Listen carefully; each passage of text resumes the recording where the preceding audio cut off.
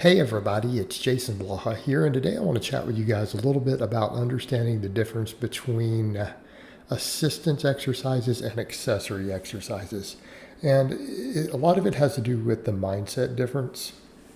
And I think what I'm using at first here, and I'm just going to have 3 exercises run through this video, and we can kind of use these as examples because these are supplemental lifts for squatting and deadlifting both. Okay, so you see me doing a good morning at the front. All right, a good morning is a heavy hip hinge. Okay, it has direct movement pattern carryover to both squats and deadlifts. Therefore, accordingly, it is considered by many people to be one of the best. And I've heard some world level athletes and coaches actually call it the best supplemental lift for the squat and the deadlift. And I like to just oftentimes use the term supplemental lift these days rather than assistance versus accessory, but we do need to understand the difference between them. So when we look at this, because it has movement pattern carryover, that makes it an assistance exercise. In other words, it assists the primary lift that you're trying to bring up. Okay, so we're looking at the movement patterns because that's usually the 2 factors involved in getting a lift stronger. You need to have technique and movement pattern, right? Which, it includes your neural drive and all that stuff, along with hypertrophy, okay? Because muscle growth is obviously the most important factor. We know this. It's been pretty well demonstrated in the data, assuming you have decent proficiency at the movement. Okay, the only time it may not give you what you're looking for is if your form and technique is just so bad that you have no idea what you're doing. But if you can at least competently perform an exercise, your technique is enough to at least just be competent with it. It doesn't have to be perfect. It just needs to be decent. Then hypertrophy will be the number 1 factor for you as an individual. But when we're looking at assistance, we're looking specifically at the movement pattern. Okay, so in the case of the squat, look at the hip hinge involved. A back squat, particularly a power type squat, which again, when we think of power squats, a lot of people think of low bar. I personally think of wide stance. Okay, I don't think bar placement's as important as people make it out to be. Just me personally. Affects your torso angle. Okay, but there's a much bigger change in the movement itself based upon stance width than there is bar placement. But still, people call low bar squat, which I would just say a wide stance squat. Whereas in a narrow stance squat is an Olympic squat because that's how you squat when you clean. But, it's oftentimes then called a high bar squat because it's most often done with the bar higher. However, when we start looking particularly at the power type squats, we look at the amount of hip hinging involved, and you look at the movement of the good morning, a squat, particularly a heavy power squat, is basically a good morning. It's a good morning with additional knee flexion involved. Okay, so the good morning itself has direct movement pattern carryover. Examples for your bench press would be, a floor press, right? Direct movement pattern carryover. We could argue the incline and the decline. That's a little bit more controversial to state, but we can make that case. Other things would be stuff like pause squats. Okay, doing pause squats on the back squat. All right, that's got very direct movement pattern carryover. Larson presses, board presses, things like that for your bench press. The Spoto press. Hey, these are assistance movements. In other words, the movement pattern is similar enough, or you're trying to correct a weak link in the movement pattern. Well, isn't a good morning kind of like your squat lockout? Okay, because a lot of times people will do lockout work and it doesn't look anything like the movement. Hey, they'll do above the knee rack pulls and stuff. It does not look like a deadlift. Not even the same bar path. Okay. But the good morning, if you look close at those squats, there's definitely an enormous movement pattern and bar path carryover, particularly through the entire top half of the movement. And that's why Louis Simmons always says if you can get your good morning as strong as your squat, you'll never miss a squat lockout. Okay. Look at the hip hinge involved with a good morning. It's very similar to deadlift. There's a movement pattern carryover to both. All right. Well, what does that mean? That means that we can load them heavy. So you saw me doing some fives there, on the good mornings. I think that heaviest set was like 375 for 5 reps. Okay, we can go heavier. Okay, we can get better, not just mechanical tension, but better neural drive, better upper threshold motor unit recruitment early on. Basically just more tension, more weight.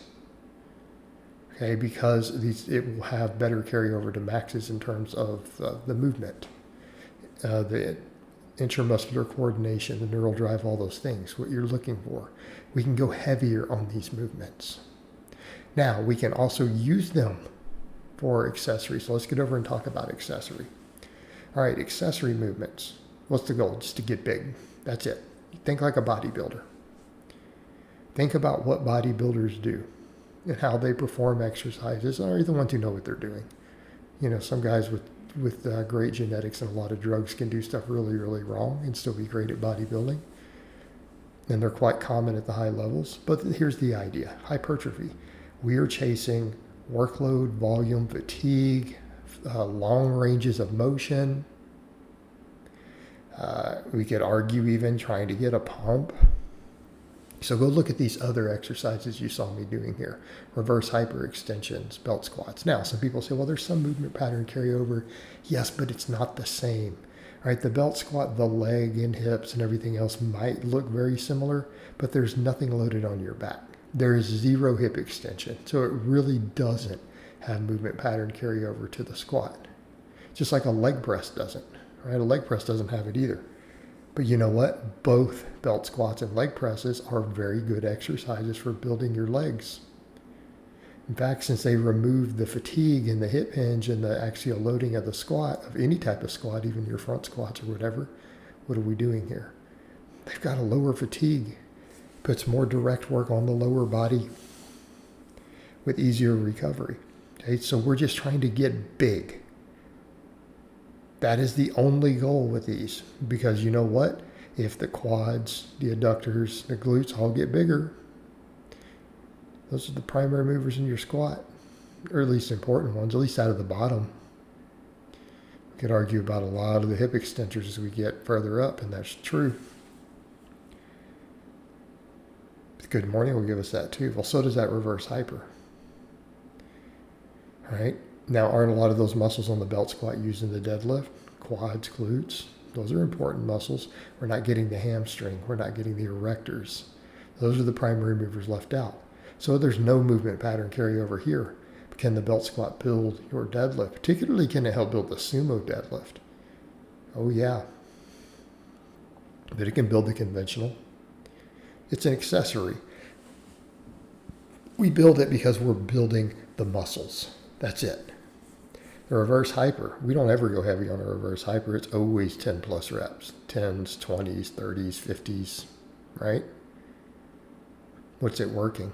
Lower back primarily. Glutes, I'd say hamstrings is a distant third. Still works them. Okay. Is there a little movement pattern carryover to deadlift? Sure, because of the same muscles are involved. It's a hip hinge. But it's not really true movement pattern carryover. It's the hypertrophy that it yields. Okay, so when we're doing pure accessory movements, better examples would be, tricep extensions. Right? That's more of an accessory for the bench because there's no movement pattern carryover, even a JM press. But they will make your triceps big. And those bigger triceps will help improve your bench. So it's important to know that in this case, we're never thinking about, how much weight can I load up? It's like, well, no, how much volume and fatigue can I get? And can I get a good pump? Yes, progressive overload matters, but we really want a lot more volume. We're doing these for volume. We're doing these thinking like a bodybuilder. We really have to look at in terms of range of motion. We have to look at things like pump, all of those things. Whereas in assistance movements, we are probably going to be more focused on the performance side of it. Yes, they will still build muscle even done that way. But we're really looking at the motor pattern and the movement pattern to a very large extent. Now, can we use assistance movements for accessory? Many times, yes. Many times they're good accessory movements. The problem is that most of those assistance exercises that we're looking for carryover with, they tend to be movements that beat us up. More oftentimes they're partials with heavier weight. They're really big movements that are very heavy. And if we try to do too much volume with those, they do beat us up. We don't recover as well, just like we don't recover well from doing too much deadlift volume or squat volume. But many of them can very much be used as accessories also. You can come in and do sets of 10 or 12 or 15. And they'll still be effective for building muscle as well. But in that case, we're using them kind of for both purposes. All right. And I would say most good programs will have a mix of the two. All right, guys, but that's really all I have to say on that today. I hope it's been informative, and I'll talk to you guys next time.